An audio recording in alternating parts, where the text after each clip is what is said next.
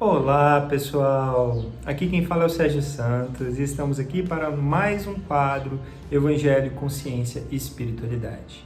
Hoje nós vamos conversar um pouco sobre um fundamento básico muito bonito, mas esquecido por muitos, que é a coragem.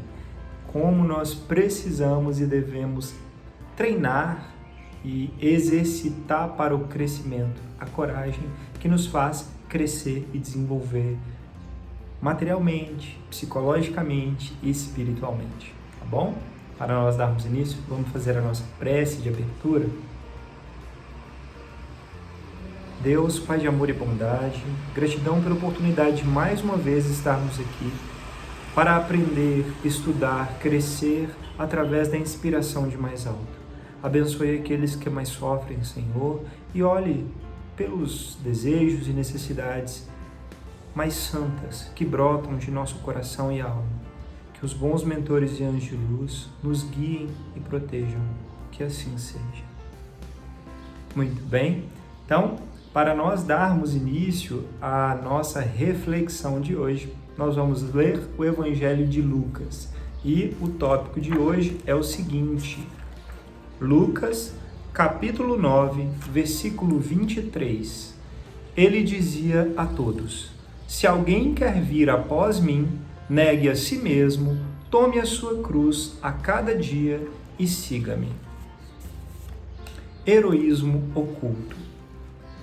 Terás ouvido narrativas em torno de feitos sublimes, nos quais criaturas intrépidas ofereceram a própria existência para salvar os outros, quais os que tombaram na defesa da coletividade em honra da justiça e os que foram surpreendidos pela desencarnação inesperada em louvor da ciência ao perquirirem processos de socorro aos sofrimentos da humanidade.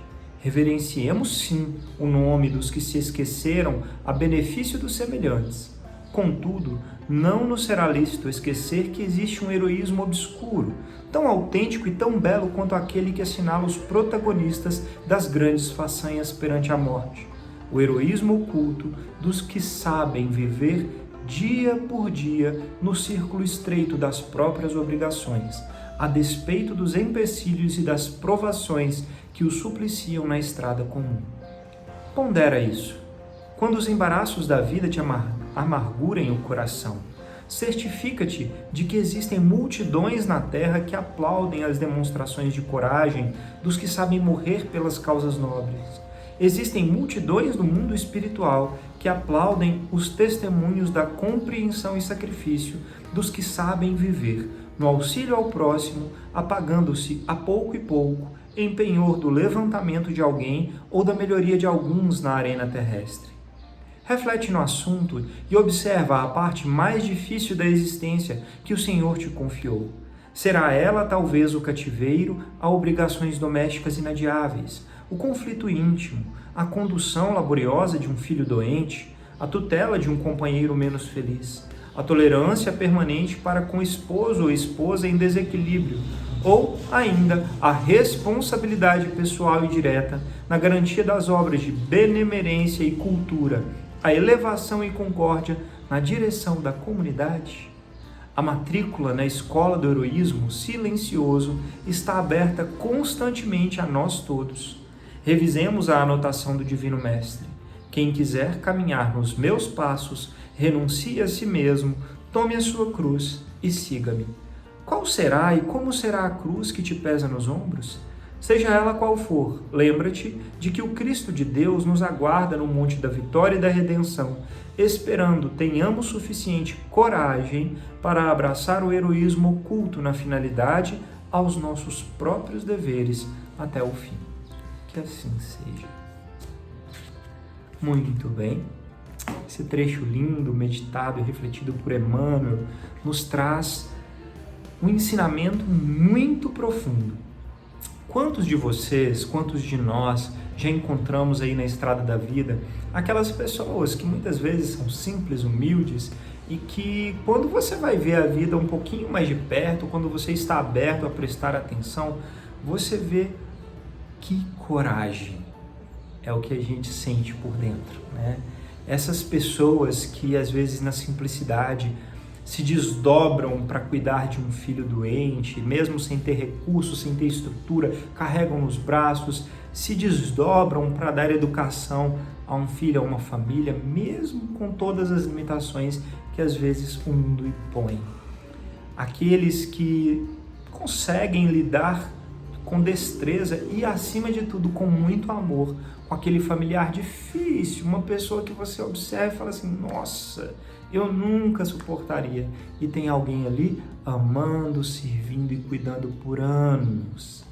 Como disse Emmanuel, é aquela pessoa que na Terra muitas vezes passa batido, ninguém presta muita atenção, mas que nos céus tem uma multidão batendo palmas e aplaudindo o heroísmo oculto, a coragem de perseverar e seguir em frente, apesar dos desafios. Eu acho que todos já devem ter conhecido alguém, ou pelo menos tiveram a chance de conhecer alguém assim. Mas a pergunta é, o que é que nós podemos fazer para suportar este heroísmo tão necessário neste mundo que está passando de provas e expiações para a regeneração?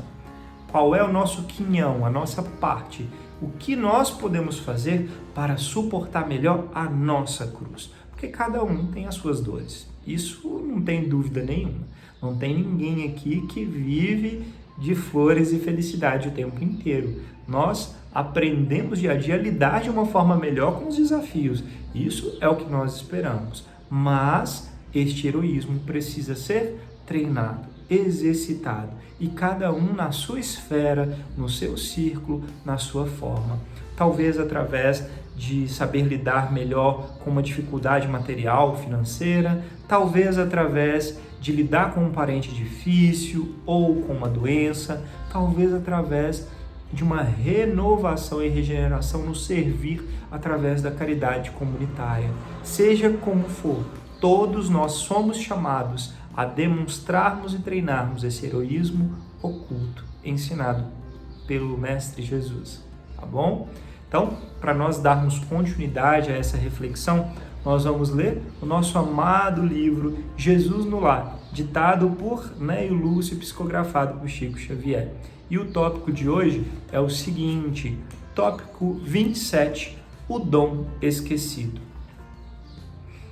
Centralizara-se geral atenção em torno de curiosa palestra referente aos dons com que o céu aquinhou as almas da terra, quando o Senhor comentou paciente. Existia um homem, banhado pela graça do merecimento, que recebeu do alto a permissão de abeirar-se do anjo dispensador dos dons divinos que florescem no mundo. Ante o ministro celeste, o mortal venturoso pediu a bênção da mocidade. Recebeu a concessão, mas em breve reconheceu que a juventude poderia ser força e beleza, mas também era inexperiência e fragilidade espiritual. E já desinteressado, voltou ao doador sublime e solicitou-lhe a riqueza. Conseguiu a abastança e gozou-a longo tempo. Todavia reparou que a retenção de grandes patrimônios provoca inveja maligna de muitos, e cansando-se da defesa laboriosa dos próprios bens, procurou o anjo e rogou-lhe a liberdade. Viu-se realmente livre. No entanto, foi defrontado por cruéis demônios invisíveis que lhe perturbaram a caminhada, enchendo-lhe a cabeça de inquietudes e tentações. Extenuado em face do permanente conflito interior em que vivia, retornou o celeste dispensador e suplicou o poder. Entrou na posse da nova dádiva e revestiu-se de grande autoridade. Entendeu, porém, mais cedo do que esperava, que o mando gera ódio e revolta nos corações preguiçosos e incompreensíveis, e atormentado pelos estiletes ocultos da indisciplina e da discórdia, dirigiu-se ao benfeitor e implorou-lhe a inteligência. Todavia, na condição de cientista e homem de letras, perdeu o resto de paz que desfrutava. Compreendeu depressa que não lhe era possível semear a realidade de acordo com seus desejos, para não ser vítima da reação destruidora dos próprios beneficiados. Ele era compelido a colocar um grão de verdade entre 1000 flores de fantasia passageira, e longe de acomodar-se à situação, tornou à presença do anjo e pediu-lhe um matrimônio feliz. Satisfeito em seu novo desígnio, reconfortando-se em milagroso ninho doméstico, estabeleceu uma graciosa família. Mas um dia apareceu a morte e roubou-lhe a companheira. Angustiado pela viuvez, procurou o ministro do Eterno e, afirmando que se equivocara mais uma vez, suplicou-lhe a graça da saúde. Recebeu a concessão. Entretanto, logo que se escoaram alguns anos, surgiu a velhice e desfigurou-lhe o corpo, desgastando-o e enrugando-o sem compaixão. Atormentado e incapaz agora de ausentar-se de casa, o anjo amigo veio ao encontro dele e, abraçando-o paternal, indagou de novo o dom pretendido do alto. O infeliz declarou-se em falência. Que mais poderia eu pleitear? Foi então que o glorioso mensageiro lhe explicou que ele, o candidato à felicidade, se esquecera do maior de todos os dons que pode sustentar um homem no mundo, o dom da coragem, que produz entusiasmo e bom ânimo para o serviço indispensável de cada dia. Jesus interrompeu-se por alguns minutos.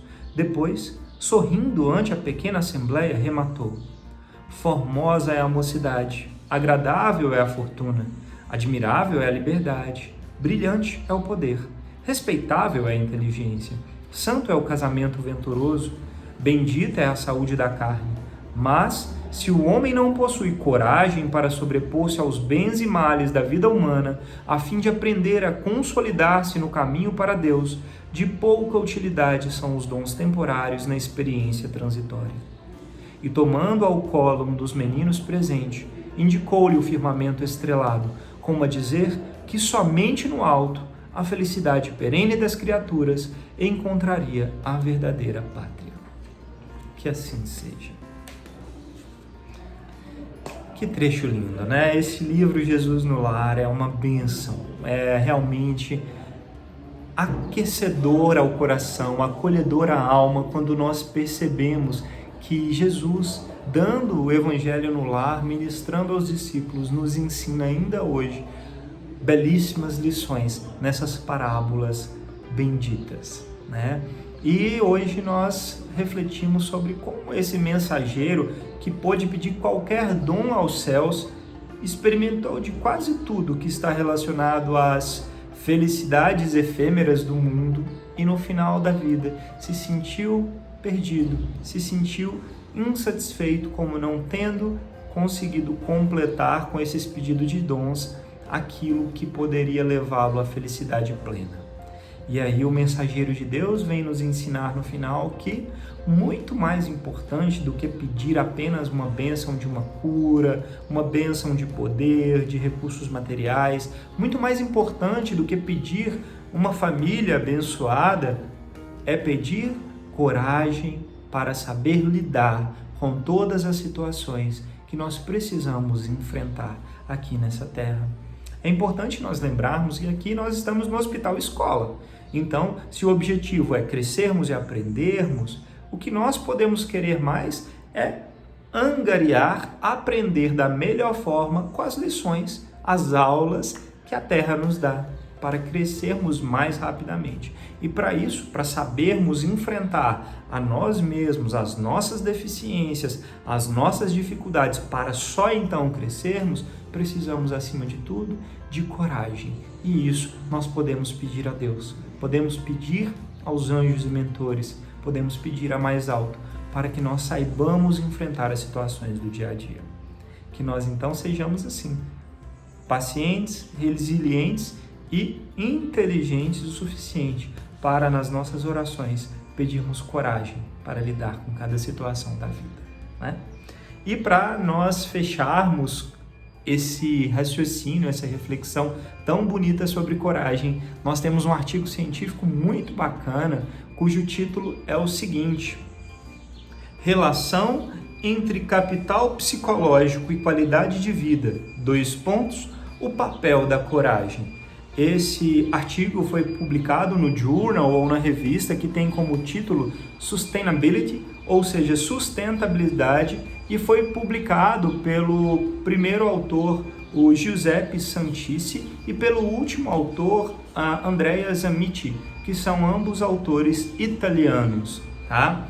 Basicamente, esse artigo científico ele fez um estudo para ver como em mais de 800 pessoas na Itália, questionários fossem aplicados para saber como existe associação ou se existe associação entre desenvolvimento psicológico, ou seja, a capacidade de lidar com as situações, a melhora da qualidade de vida e material e a percepção dessa qualidade de vida e coragem, ou seja, a capacidade de lidar com os desafios do dia a dia. E os resultados foram muito interessantes. A qualidade de vida estava diretamente relacionada com o florescimento ou crescimento da vida, no bem-estar, na percepção de bem-estar, mas as pessoas que tiveram um score, uma pontuação maior em coragem, foram aquelas que mais conseguiram lidar com os desafios da sociedade, ou seja, os problemas que fazem parte do mundo, as situações adversas que todos nós lidamos, que a sociedade lida, elas são marcadamente mais fáceis de transpor, a gente lida melhor, aprende mais quando nós temos coragem, tá? Pessoas corajosas angariam bem-estar e qualidade de vida em outro nível, em outro grau, E isso vem corroborar de uma forma linda o que Jesus nos ensina no Evangelho e no livro Jesus no Lar, Como que a coragem é um dom que nós precisamos treinar e rogar aos céus para que nós conquistemos a felicidade através do aprendizado, da capacidade de lidar melhor com cada situação e aí construir o bem dentro de nós mesmos, tá bom? Muito bem, é isso que eu gostaria de conversar com vocês hoje. Antes de terminarmos, vamos fazer a nossa prece de encerramento. Deus, Pai de amor e bondade, gratidão por mais este ensinamento bendito que nos mostra como pedir e rogar aos céus as verdadeiras bênçãos que podem nos cumular com amor para o crescimento da alma rumo à eternidade.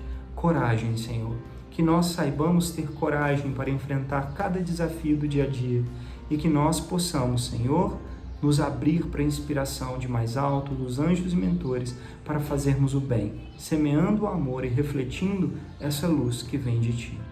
Que assim seja. Gratidão pela oportunidade de estarmos juntos mais uma vez. Namastê e até a próxima.